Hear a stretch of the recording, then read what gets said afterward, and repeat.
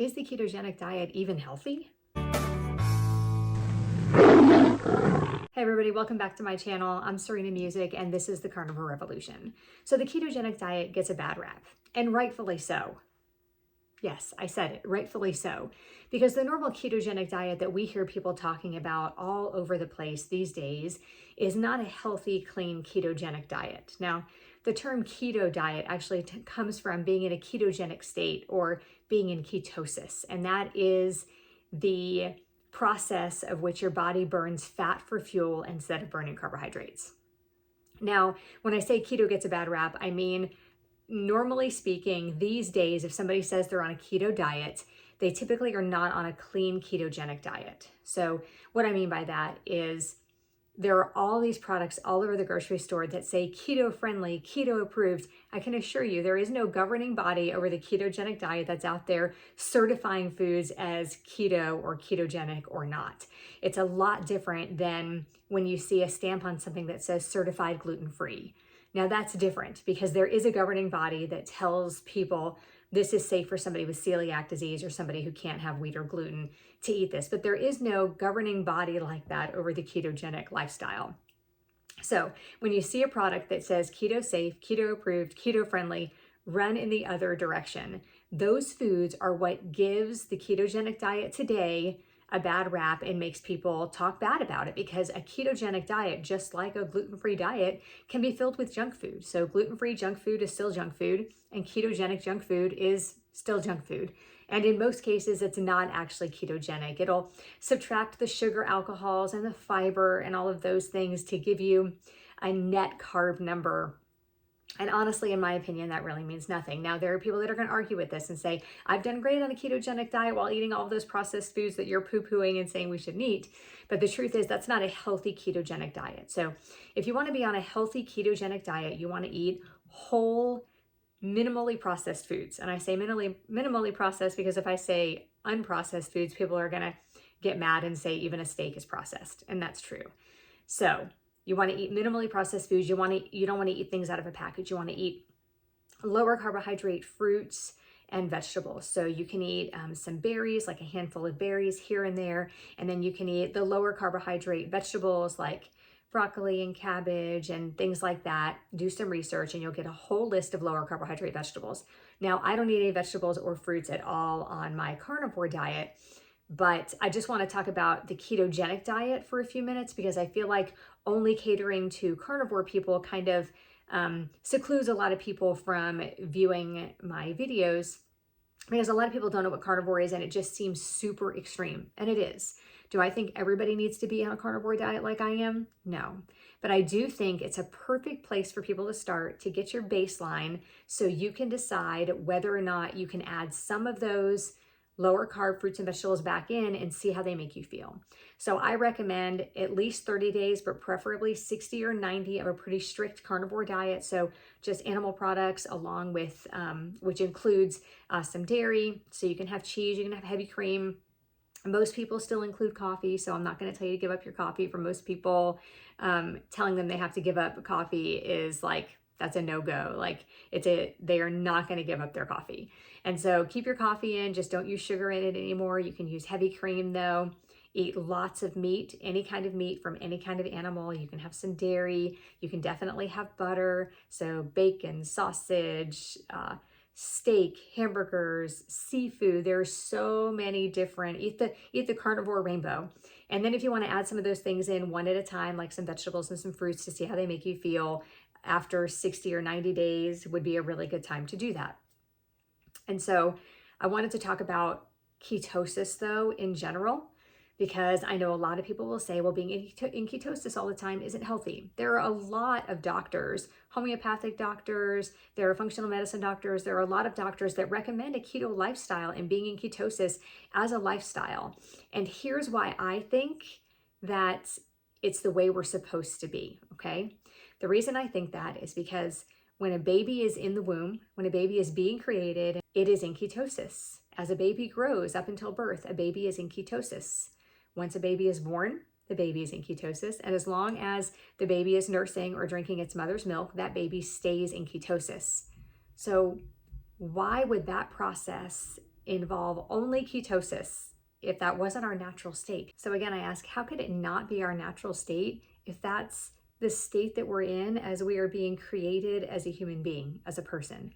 So it seems to me like, now I'm not a doctor, I'm not a scientist, I don't have all of the scientific information that goes along with it, but just as a person, that makes sense to me that if that's the state that we're in right there at the very beginning, then why would that not be natural, right? How could that not be healthy for us? So I suggest you try being in a ketogenic state, and not the one that gets a bad rap, not the yucky ketogenic state where people walk around saying, oh, I'm on a keto diet, and they're eating, lots and lots of nuts, and they're eating lots of sugar-free products, and they're eating all of these products that say keto certified on them. I really believe that a ketogenic state is where we're supposed to be. So what happens when you're in a ketogenic state is your body burns fat for fuel instead of carbohydrates. Oh, but we need carbohydrates. We need carbohydrates so that our brain can function. Okay, your brain's number one source of fuel, its preferred fuel source, is fat, and every cell in our body needs fat. So we don't need carbohydrates. What we need is glucose, and our body can make whatever glucose we need through a process called gluconeogenesis. And your body will make exactly what you need, and you won't have any trouble after the first week or so. You'll go through kind of that keto flu kind of thing where you're just really tired because your body is used to burning carbohydrates. And so it just takes a little while for your body to kind of switch over that process into burning fat. And we all have some fat on our bodies. So once your body is in that ketogenic state, you won't have those ups and downs. So the way that it works for most people is you wake up in the morning and you're kind of at a baseline, right? Your body is fasting. You're basically in ketosis most of the time. If you ate dinner and then didn't eat for the last few hours before you went to bed, and now it's 8 o'clock in the morning and you have not eaten yet, your body is in very slight version of ketosis. So you're kind of level, and then we eat cereal or a bagel or have a donut or a sugar-filled coffee, and our glucose goes up, right? Our insulin goes up. We are on this high, right? Like the sugar high. And then it comes crashing down at about 10 or 10:30 in the morning, and you think, man, I gotta have something to eat. That's when you reach for the Snickers bar or a granola bar or the candy dish, and your sugar comes back up, and now you have all kinds of energy again. How could sugar be bad for us? Look at how great I feel, right? And then you start to crash around lunchtime, and you think, oh my goodness, I gotta have something to eat. And you have something with carbohydrates in it again, and it goes back up. And then it comes back down, and then it goes back up, and it does that all day long. And I like to look at it like this. So your glucose and your insulin rising like this throughout the day, I kind of look at it like, so your garage door, if you have an electric garage door, that's only going to go up and down so many times before the motor burns out, right? I look at it like that. That's how it is with your sugar. Your body can only make so much insulin to cover up for this, right? To help with this roller coaster we put it on every day. And then it's going to break. And that's when you become a type 2 diabetic. And that happens to a lot of people. Majority of people in America are pre-diabetic or diabetic. And it is completely food related and completely fixable with food. Imagine that. Imagine the thousands of dollars we spend every single day for the metabolic damage we're doing from eating so many carbohydrates and all these roller coasters that we go on because the food tastes good.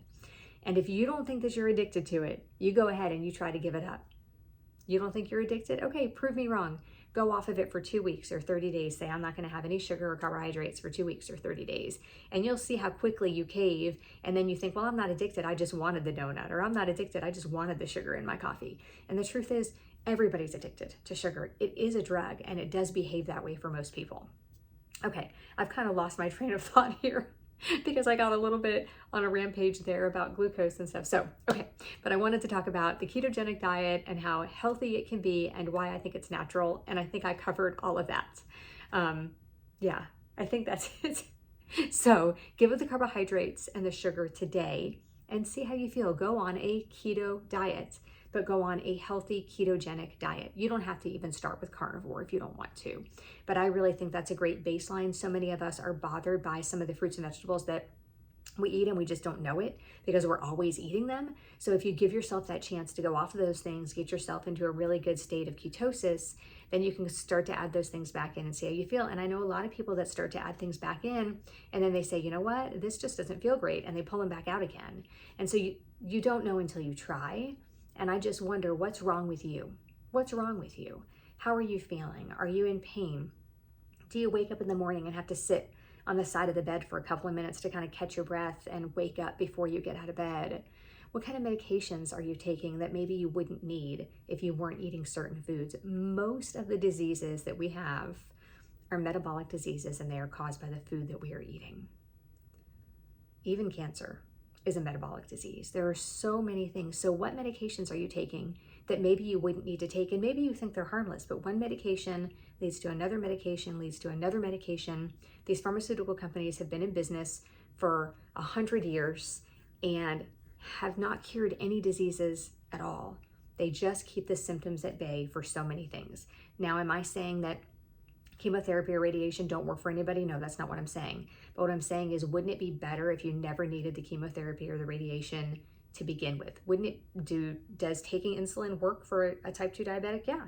But wouldn't it be great if you didn't need the insulin? Wouldn't it be great if you were just healthy and didn't have a lot of problems that were caused by food? And they're completely preventable. That's the thing. So I suggest you try a ketogenic diet and let me know how you feel. Tell me in the comments, have you ever tried a ketogenic or carnivore diet and what happened? Thanks for watching. I'll see you next time.